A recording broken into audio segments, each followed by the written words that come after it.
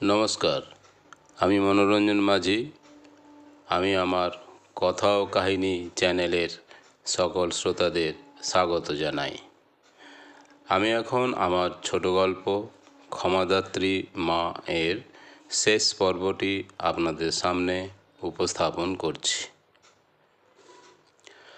অপরদিকে ছেলের ফিরে আসতে দেরি হচ্ছে দেখে বৃদ্ধা মা প্ল্যাটফর্মের এক প্রান্ত থেকে আর এক প্রান্ত পর্যন্ত ছেলেকে খুঁজে বেড়াতে থাকেন। তারপর প্ল্যাটফর্মে উপস্থিত যাত্রীদের জিজ্ঞেস করছেন, ও বাবা, তোমরা আমার ছেলেকে দেখেছো?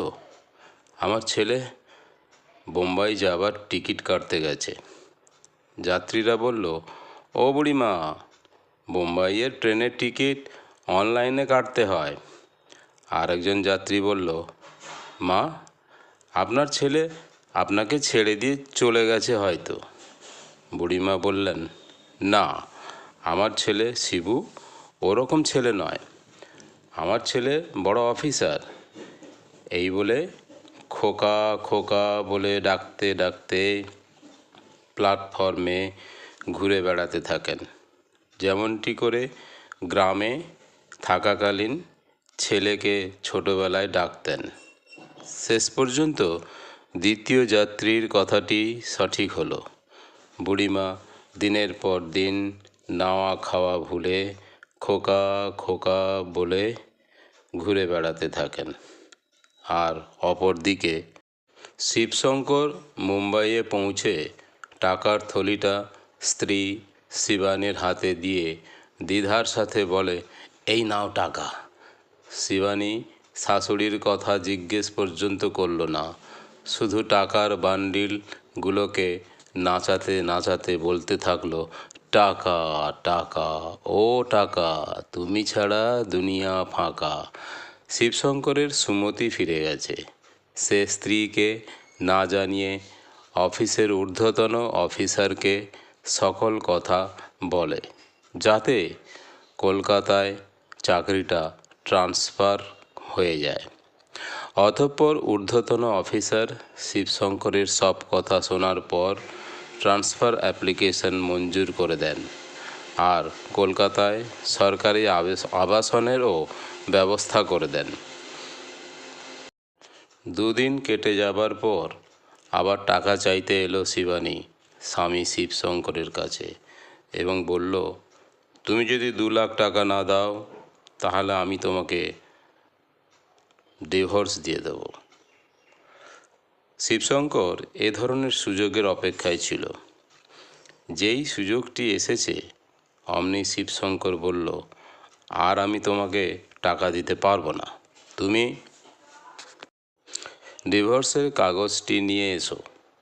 শিবানী সঙ্গে সঙ্গে ডিভোর্সের কাগজটি বার করে দেয় শিবশঙ্করকে স্বাক্ষরের জন্য, আর সঙ্গে সঙ্গে শিবশঙ্কর মিউচুয়াল ডিভোর্স পেপারে সই করে দিয়ে 1 কপি জেরক্স নিজের কাছে রেখে দেয়।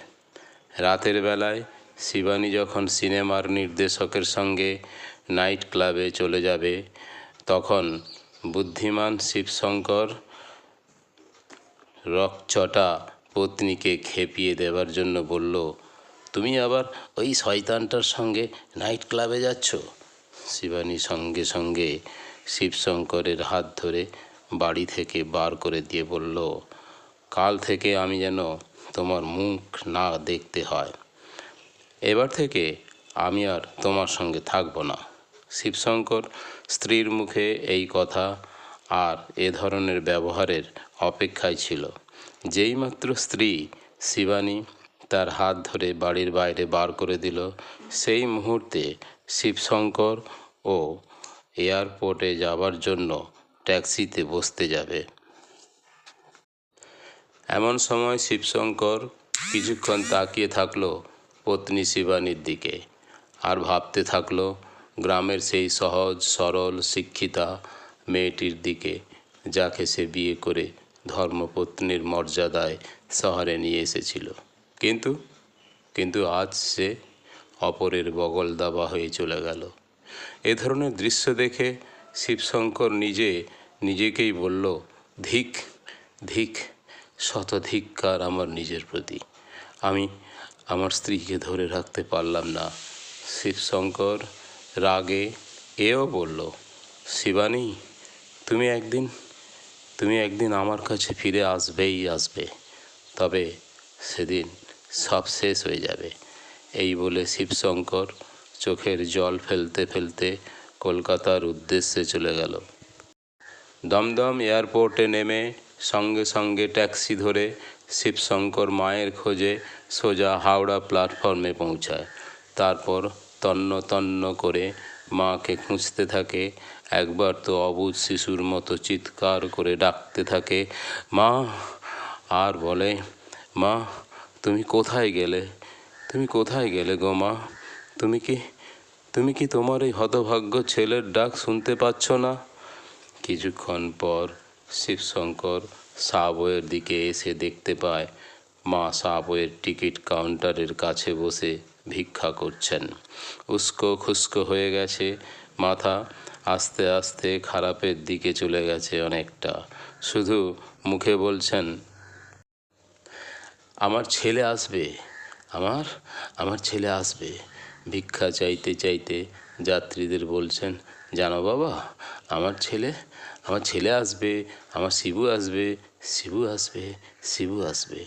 তারপর জোরে ডাকেন, শিবু, আর ছুটে চলে যান নিজের ছেলে শিবু মনে করে। ছুটে গিয়ে বলেন, ওই তো আমার শিবু, অপর একটা ছেলেকে। শিবশঙ্কর মাকে চিনতে পেরে ছুটে এসে মাকে জড়িয়ে ধরে কাঁদতে থাকেন। তারপর পুলিশের সাহায্য নিয়ে ডাক্তারের কাছে নিয়ে গিয়ে মাকে কিছুদিন চিকিৎসা করানোর পর সুস্থ করিয়ে দেশের বাড়িতে চলে যায়। মা এখন সুস্থ মস্তিষ্ক সম্পন্ন। ছেলে প্রতিদিন বাড়ি থেকে নিজের প্রাইভেট কারে কলকাতার অফিসে যায়। সরকার ফ্ল্যাট দিয়েছে ঠিকই, কিন্তু ফ্ল্যাট শব্দটি শুনলে শিবশঙ্কর আতঙ্কে শিউরে ওঠে। তাই সরকারি ফ্ল্যাটে থাকে না। সে বাবার তৈরি পুরনো বাড়ি ভেঙে দোতলা ঝাঁ চকচকে বাড়ি বানিয়ে মা ও ছেলে থাকে। কয়েক মাস পর শিবানী তার ভুল বুঝতে পেরে গ্রামের শ্বশুর বাড়িতে এসে পৌঁছায়। শিবশঙ্কর তাকে বাড়িতে ঢুকতে দেয়নি। মা দোতলা থেকে ঠাকুরের কাছে সন্ধে দিয়ে নামতে নামতে শিবশঙ্কর শিবানীকে তাড়িয়ে দিয়েছে। শিবানী বাবার বাড়িতে যায়। বাবা আগে সব শুনেছেন, তাই মেয়েকে ঘরে ঢুকতে দেয়নি। ঘরের চৌকাঠ থেকে তাড়িয়ে দিয়ে বলেন, তোকে ক্ষমা একজন মাত্র করতে পারেন, যা ওই দেবীর মতো শাশুড়ি মায়ের কাছে। পাপিষ্ঠা মেয়ে, তুই আমার কাছে মৃতা। এই বলে বাবা মুখের উপর দরজা বন্ধ করে দেয়। সারা রাত্রি শিবানী গ্রামের বাসুলি মায়ের মন্দিরে বসেছিল। সকালবেলায় গ্রামের লোকেরা শিবশঙ্করের বাড়িতে নিয়ে যায়। মা শিবানীকে ক্ষমা করে দিয়ে নতুন করে বিয়ের আয়োজন করে ছেলের বিয়ে দেন। মা বললেন, আজ এই সুন্দর পরিবর্তনশীল দিনে সকল গ্রামবাসীকে আমার অনুরোধ, আপনারা সকলে যদি খাওয়া দাওয়া করে যান তাহলে খুবই খুশি হব। আমার এই ছোট গল্প ক্ষমাদাত্রী মা এর শেষ পর্বটি যদি আপনাদের ভালো লেগে থাকে তাহলে লাইক, শেয়ার করে সাবস্ক্রাইব করে দেবেন। ধন্যবাদ।